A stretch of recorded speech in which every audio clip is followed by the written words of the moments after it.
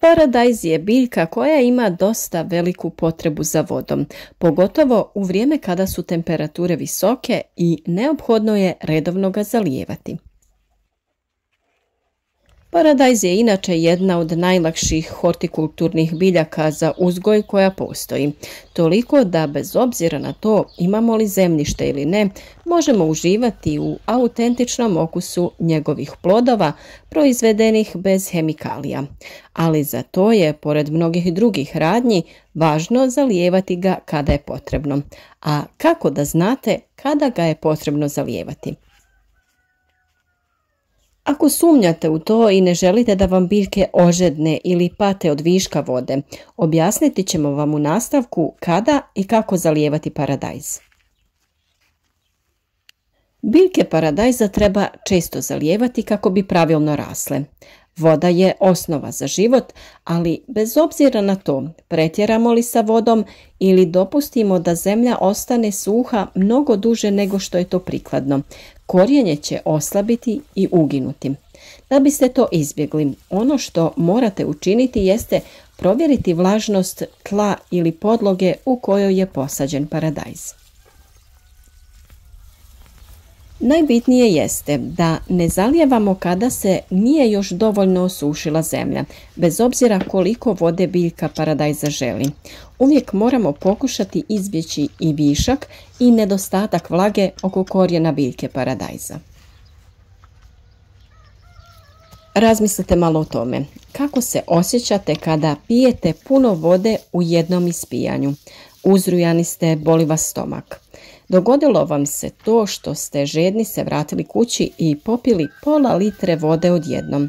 Nakon nekog vremena požalili ste što ste toliko popili za tako kratko vrijeme. E pa, nešto slično se događa i sa biljkama. Očito biljke neće boliti trbuh iz očiglednih razloga, ali mora se imati na umu da im korijenje može biti oštećeno. Ako su u stalnom kontaktu sa vrlo vlažnom zemljom, na kraju će se prije ili kasnije ugušiti doslovno, ostati će bez kisika i oslabiti će. I to će biti upravo ono što gljivice traže. Ti se mikroorganizmi razmnožavaju u ovoj vrsti okoline, vlažnoj, a ako je i toplo, naša će biljka rizikovati da se razboli. Ukoliko želite saznati više o detaljima i savjetima kako uzgojiti zdrave i plodonosne biljke paradajza, svakako zapratite naš kanal koji je stvarno neiscrpna riznica uputa i video prikaza kako se to radi. A šta učiniti da pravilno zalijevamo biljke? Jednostavno je. Provjerite koliko je suho ili mokro zemljište, nešto što se radi na bilo koji od ovih načina, a to je da malo iskopate zemlju oko biljke jer nije dovoljno provjeriti samo površinu. Također, korištenje digitalnog mjerača vlage je korisno. Sa njim ulazite na različitim mjestima u zemlju i možete biti sigurniji u samu vlažnost tla. Jednako važno kao i učestalost jeste i dobro zalijevanje. Zbog toga je neophodno koristiti sistem za navodnjavanje. To je zaista pogodno s obzirom na vrstu ove kulture.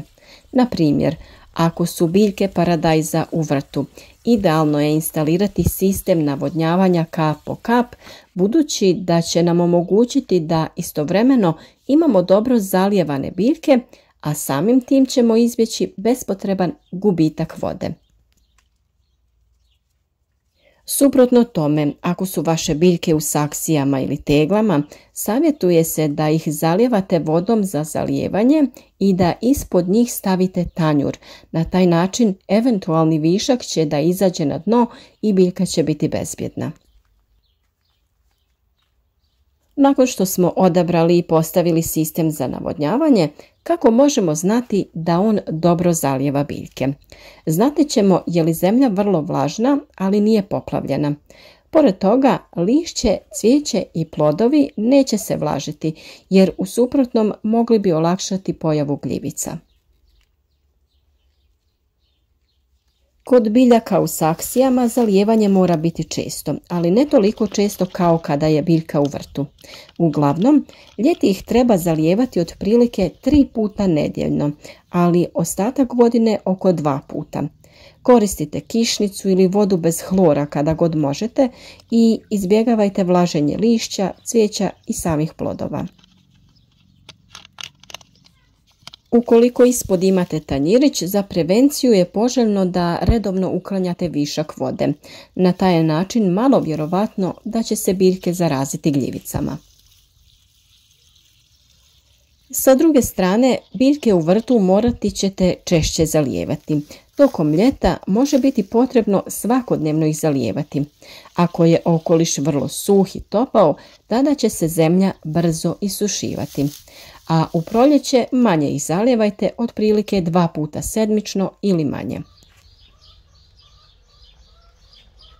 Tokom ljetnih mjeseci najmanja količina vode koja se treba koristiti jeste 1 litra po posađenoj biljci dnevno. Ukoliko svi uslovi ukazuju da je zemlja i dalje dosta suha, tada zalijevajte ujutro i uvečer, također koristeći 1 litru po biljci u svakom zalijevanju. Zalijevanje se naravno obavlja postepeno ujutro i uvečer kada nije jako vruće i kada su zemlja i zrak slične temperature. A kako bi vaše biljke bile zdrave i otporne na bolesti, na našem kanalu pogledajte videe kako ih održavati, sa čim tretirati. Imate video u kojem je detaljno opisano kako koje oboljenje izgleda i kako ga prepoznati. Mi se nadamo da uspijevate spasiti vaše biljke od ovih ekstremnih vrućina i da ćete sada znati tačno kako i kada zalijevati vaše biljke. Od izuzetne važnosti je i vrijeme zalijevanja.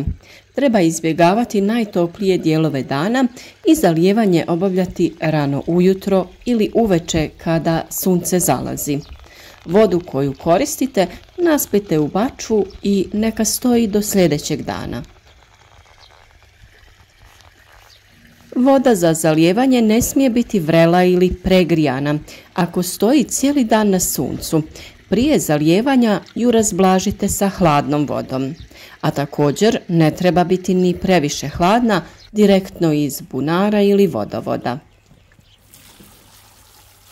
Suviše topla voda dodatno će, tako reći, skuhati biljke, a od hladne vode mogu doživjeti temperaturni stres i zbog toga odbaciti cvjetove i plodove ili uvenuti.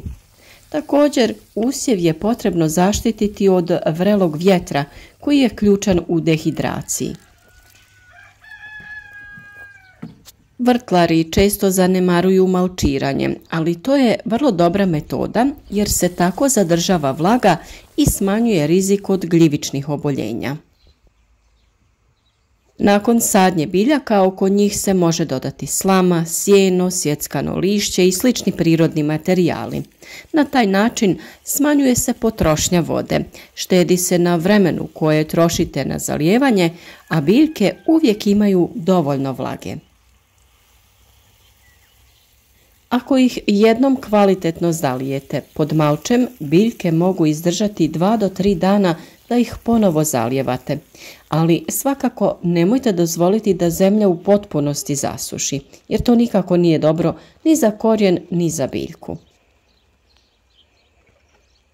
Naravno, oprez je potreban i kod prevelike količine vode, jer može doći do pucanja plodova paradajza. Naime, do napuknutih plodova može doći kada korijen biljke ne dobiva ujednačene količine vode. Prevelika količina koja odjednom krene kroz stabljiku do ploda može ga napuhati poput balona, koji onda pukne. Stoga je vrlo važno redovno zalijevanje, a ne da paradajzu nakon nekoliko dana date veliku količinu vode odjednom. I kada želite dodati neku vrstu prihrane tokom zalijevanja, vrlo je važno da je biljka dan ranije lijepo zalivena, jer je važno da je tlo vlažno kada se dodaje bilo kakva vrsta hranjiva. I kada imate sustav navodnjavanja kap po kap ispod neke vrste malča, bilo prirodnog ili umjetnog, vrlo je važno da i tu vodu naspete ranije u neke spremnike kako bi ona bila adekvatne temperature za zalijevanje. Mi se nadamo da je ovaj video razjasnio tu temu koliko je vode i kada potrebno davati biljkama paradajza. Za još savjeta o uzgoju paradajza općenito ili drugih vrsta voća i povrća, zapratite naš kanal jer svaki dan objavljujemo novi koristan video. Za sve nedoumice koje možda imate ili neka pitanja, javite nam se u komentarima ili odgovor potražite u videima na našem kanalu.